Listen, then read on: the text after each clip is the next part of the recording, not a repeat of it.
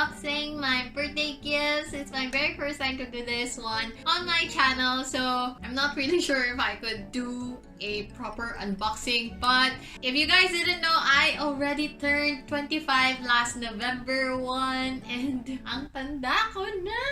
Hindi ko kinakaya! And also, I'll be unboxing some PR packages that I received. So, let's start first with the gifts that I got from my family. And these are just the physical gifts. Meron din mga foods na binigay sila, and also money, ganyan. And so, the first one would be this Avon cologne from my Tita Babes. Thank you, Tita. A Marie Corset. She gave me this. Oh, it smells so nice. Yeah. She gave me this pabango. Thank you, Tita. Next, bago yung aking mga pasabog na gifts, yung gusto ko talaga buksan na. So, the next one is this big Nutella. This big Arizona green tea with ginseng and honey. The drink, thank you so much. This one is from my ate's boyfriend.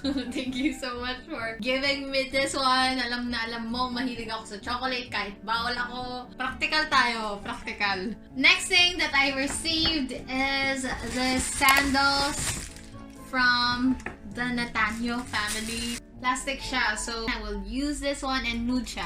You could partner this one with a lot of outfits. Thank you so much, Tita. Super cute niya. Ayan. Thank you. Next is the gift that I got from my ate siya, my cousin. This one!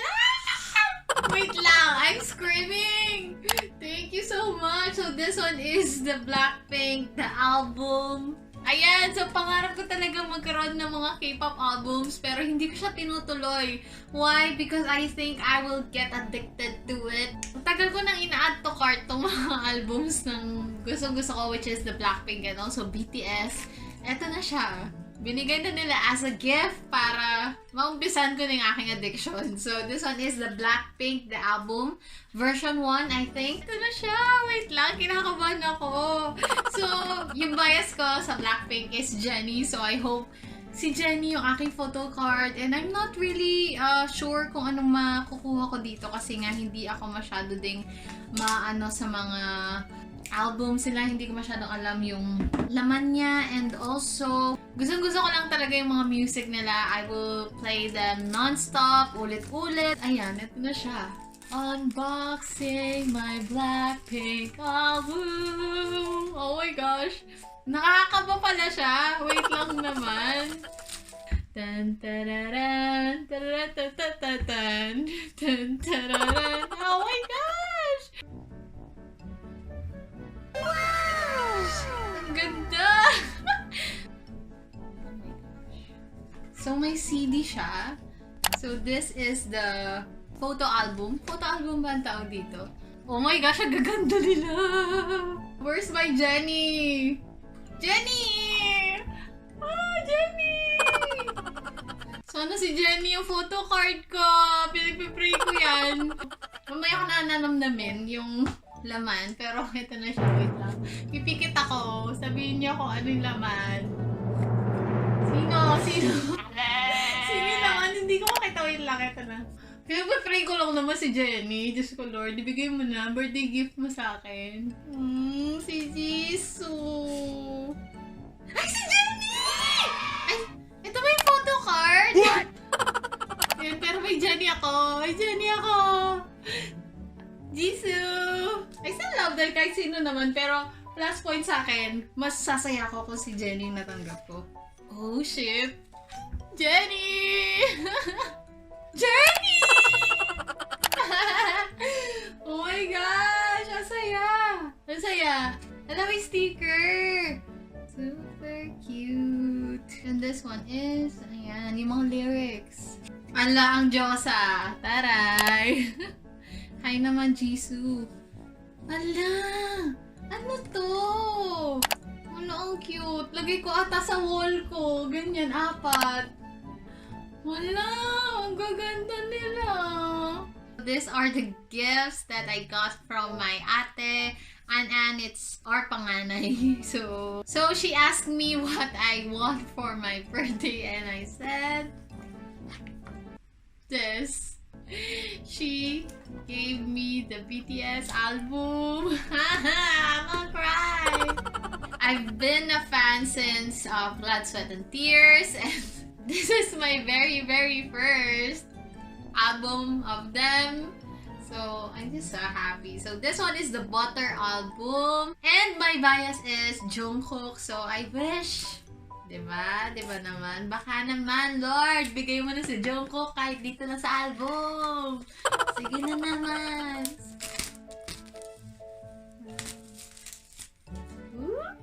Hala, ganito pala yung feeling niya. I thought it's a parang plain lang na yellow, pero may texture pala siya.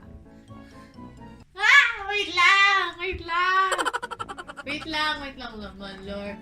Si Jungkook lang naman gusto ko, Lord. Baka naman. Kahit ano namang member, okay lang sa akin. Pero plus points din sa akin.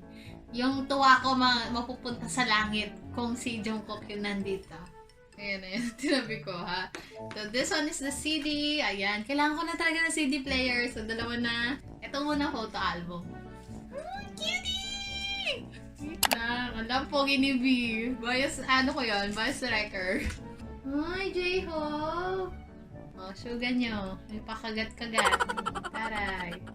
O, Jungkook nyo. Nagugutom na naman yung baby.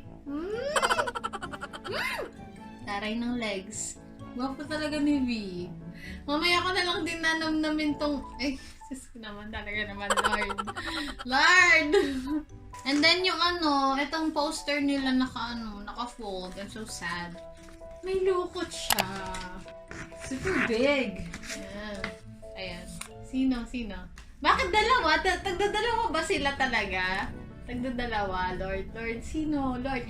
Lord, si Jungkook lang naman gusto ko, Lord. Lord, si Jungkook, Lord. Ay, si Suga. Lord. Si Suga. Akala ko si Jungkook. Pogi pa rin naman siya. Okay lang. Group photo. Super cute. Lyrics ng Butter and also Permission to Dance. Just ko, memorize ko na to. Ay, ang cute! May stickers! Alam mo, hindi ko lang kung lalagay ko gagamitin. Hala! Bakit ano to? Akala ko isa pang photo card. Si V,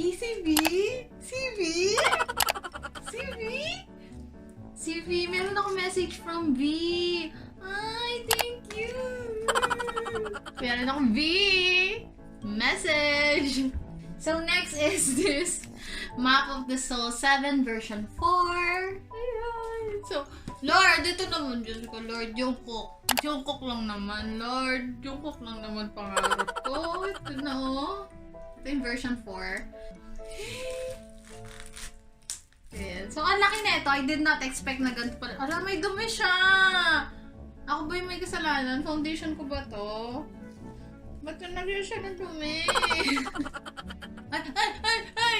Ano to? Wait lang. Ay, si J-Hope! Si J-Hope nakuha ko, guys! Nakita ko kagad. Wala siyang ka-trail. Hi, J-Hope! May Jungkook ko. Kahit isa lang naman, Lord, di mo binigay. Ang sakit! Pero alam niyo, sabi nila, mas daw, iba yung impact ni J-Hope kapag nakita mo sa personal. So, gusto ko talaga makapanood ng nila, ng concert. Di pa kasi ako mayaman nun eh. Gusto ko ang poor ko pa nun. Ayan ang mga signature nila. Super cute. What's this? Oh, yung lyrics ng every song. What's this? The notes? So, gawa nila to? Ganun? Hindi ko talaga alam yung mga bagay-bagay. Ayun, pero Korean, hindi ko mag-gets. Ano to? Pero meron din silang stickers. Ala, bakit meron silang bakit meron silang sa buhok? Hala, parang siyang comics. Hala! Poster siya? Hala, hindi ko gets. Ano to?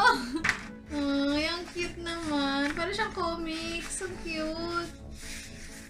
Hala, pwede mo siyang gawin poster. Pwedeng Ang cute. Ang cute! Ang cute nila! Joke. Next would be what I got for myself. And the very first one is this camera. So I bought myself some mini camera that I could bring outside and I could see myself because my main camera doesn't flip yung kanyang screen, so hindi ko siya pwedeng gamitin as my vlogging camera, and also sobrang bigat niya. So I got myself the Canon G7X Mark II. You guys, I already unboxed this one kasi ginamit ko na siya ng birthday ko, and there was an accident. Me being my clumsy self, nabagsak ko siya! What? Here it is. Oh my God! Wala pa man. Nabagsak ko na agad siya. Naiyak ako.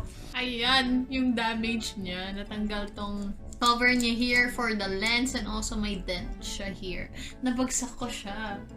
Ang galing mo, girl! Hindi siya ganun kalaki. Saktong-sakto lang siya sa bag ko. And very compact. Madali lang siyang dalhin. Hindi rin siya ganun kabigat. So, yung kulang ko na lang dito sa camera na to is yung tripod. Kasi wala pa ako yung hinahawakan. Now that I have this, I think na magkakaroon na ako ng maraming vlogs. And I'm just so excited.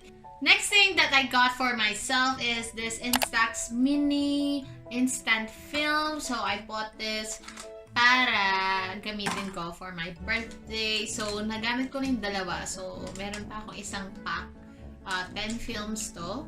I'm really addicted na gumamit ng mga Instax film kasi agad-agad lumalabas na yung pictures. So, the next thing that I got for myself are this photo album for my Instax film para malagay ko yung mga memories. So, nilagyan ko na sila kasi super excited na ako ilagay kasi I have so many Instax films with my friends, with my family, and also yung mga pinag-intern ko before because I'm a medtech.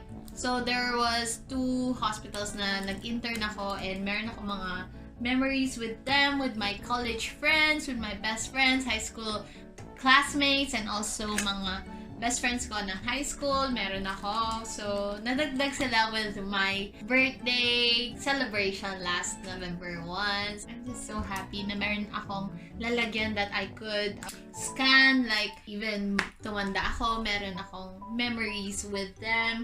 Yung next na unbox natin are the PR. So, the first one that we will be unboxing sa PR is this box from Colorette, and they gave me a huge box of sky dye and also bleach cloud, and these are so cute. The packaging is so cute. So they gave me 2 sets of bleach cloud. Ayan, sobrang ganda ng packaging nila. It has this parang holographic design.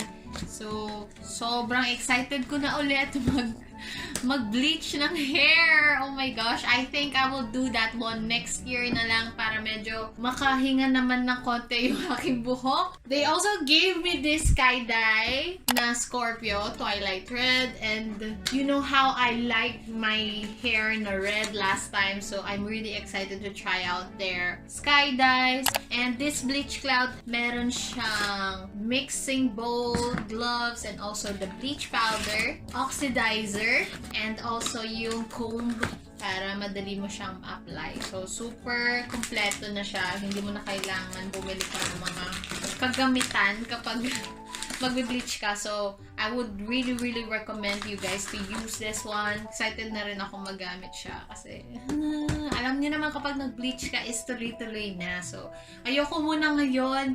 Siguro next year na lang. Super thank you for Colorette for sending me this PR box, and I really appreciate you guys. Thank you so much. The next PR box is from Maybelline. So, they sent me their newest cushion mattes lip tints, and I'm just so in love with their lip tints kasi this one is a lip tint na hindi drying sa lips mo. It has hydration in it. So they sent me a whole set of them, like literally a whole set. They sent me this. Ayan, ganyan sila karami. I'm really happy that their colors are that kind of parang MLBB. You can use it for everyday use. Hindi sila masyadong bongga, hindi sila masyadong makapal when you apply them. These lip tints are also multi-use. You could use them on your lips, on your cheeks, and also on your eyelids in case you guys want an eyeshadow. Pwede nyo rin silang gamitin. They have this packaging right here. Super cute ng packaging nila.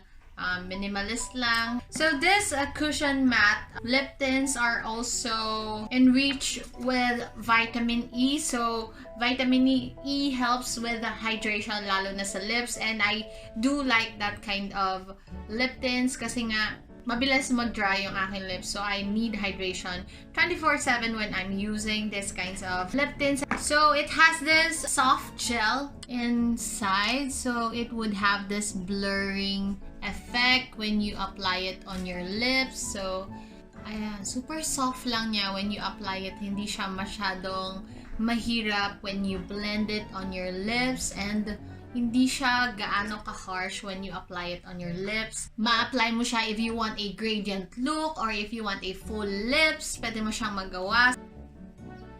Super dali lang niyang i-apply, and also I like this kinds of lip tint. Soft lang siya sa lips mo. Hindi siya masyadong malagkit. I like this color. MLBB lang talaga siya. And you could use this one for everyday. The smell of it, hindi siya yung chemical na amoy. Sarap niya kainin. I love them. Thank you so much, Maybelline, for sending me your newest cushion matte lip tints. Thank you. So that is the end of my birthday gift unboxing video. I hope you enjoyed today's video. Thank you so much. I love you guys, and see you in my next video. Bye!